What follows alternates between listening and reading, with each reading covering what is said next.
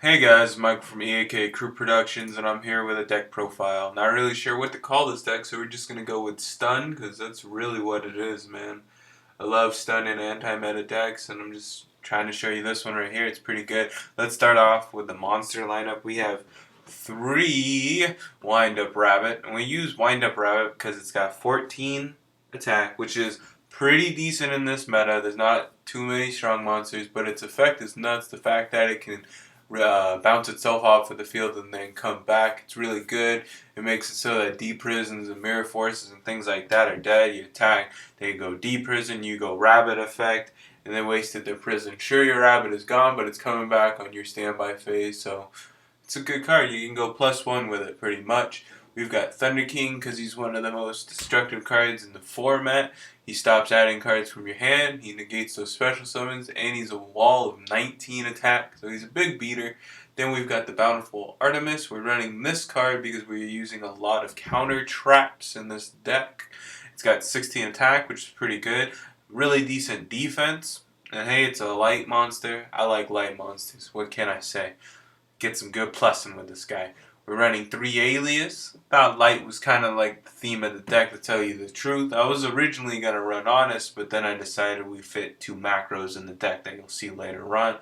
And we've got the 2 Crusaders as well. Also big beat sticks just like the Alias. And of course we're running the Gemini Sparks with the 3 Alias and the 2 Crusaders, because that's just smart.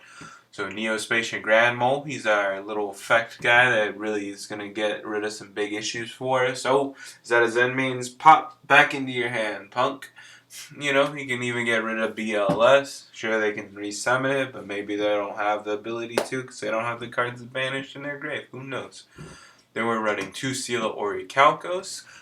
That's right, I'm running it at 2. I know you can only use 1, but running it at 2 gives you the ability to actually draw into it instead of just luck. You know, I open up with this card sometimes, and it's really good in this deck because if you play it, you've got these guys all being at 24 beat sticks instead of 19 beat sticks, so they're even scarier. They're still good with the Gemini Sparks. You got this guy running around at 24, which is ridiculous, and this guy running around at 21, which is just nuts. And then, of course, crazy little rabbit running around at freaking 19. You talk about crazy, man. Rabbit that can stop being bottomless to deprison, mirror forced, and he's got 19 attack. He's a 3-star. I mean that's nuts. Plus, you know, he's protected because these guys are all going to be stronger than him. So he's a hard card to get off of the field. We even got Grand Mole. Hey man, sometimes we won't even have to use his effect. He can just straight up do 14. So that's pretty dang good. We got the Heavy Storm, which is great. Seal, you can even Heavy Storm when you have your Seal out, because Seal is going to protect itself, which is just awesome. You got the Dark Hole, staple, obviously, Monster Born, and then we're running the 2 Mystical Space Typhoons. Not really any more necessary because we got the 3 Gemini Spark. And then, of course, 1 Smashing Ground. It's not really that necessary, but I like having a card that can just destroy a monster without having to tribute anything with these Gemini Sparks. I mean, somebody plays Spirit Reaper or Marshmallow, I like to be able to get it off of the field. So that's why I got that in there. And then, of course, our traps. We're going to have a lot of counters. We're going to run the Solemn Brigade because they're all counter and they're all good. Even though you'll realize in a lot of the different decks that I play, I've actually stopped running these guys just because of the life point drain. And there's just other cards that are good. Bottomless Compulse, so it's not super necessary. But because we're running the Bountiful, it allows us to plus like crazy. Then, of course, we're running 2 macro. We're running the macro because it really devastates a lot of different decks. We've got the large beat sticks, so it's hard for them to get over. Harder for them to summon things now because of the macro. Their Monster Reborns might be dead. I know we run 1, but it's because, you know, with 2 macro, there's going to be monsters that end up dead. But it's all about when you flip the macro, really. And I mean, if you main deck macro, you open hand against like Dark Worlds or something like that, it's very possible that you're just gonna just smash on them. I mean, obviously you can draw into the MSTs and the Heavy Storm, but unless they open up with that, you got them for quite a while. Just, you know, establish a field, get a Bountiful out, warning, Judgment, and like a magic train, and you're good, with the macro. Anyways, let's move on. We got 2 mirror force because I like protecting my monsters. We've got 1 bribe. We're only gonna run the 1 bribe because we already got the solemn J. We have these 2 magic trains and these guys back here, so it's not really necessary. It's a good card though because if you have bountiful out instead of it turning into them just 1 for 1ing because they draw another card, we're actually drawing a card too. So it's all good. It's all good.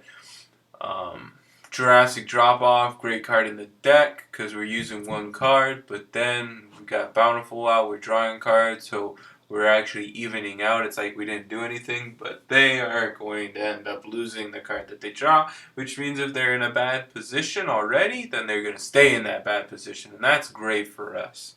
Then we've got 2 magic drains so that we can stop people from playing spells. I mean, and if we'll get bountiful to the draw power, and even if they want to discard, I mean, then they had the discard, so they end up using 2 cards instead of 1, which is going to slowly give us advantage, especially since we drew off of the bountiful, and we have 2 huge revolution because this deck likes to sit with seal, which we don't want to get destroyed. It likes to sit with macro, which we don't want to get destroyed, and then of course it's going to have like 1 other, maybe 2 other back rows down at the same time. So we got to protect those cards, and that card does it. And of course it's counter, so we draw with bountiful. So ooh, snaps.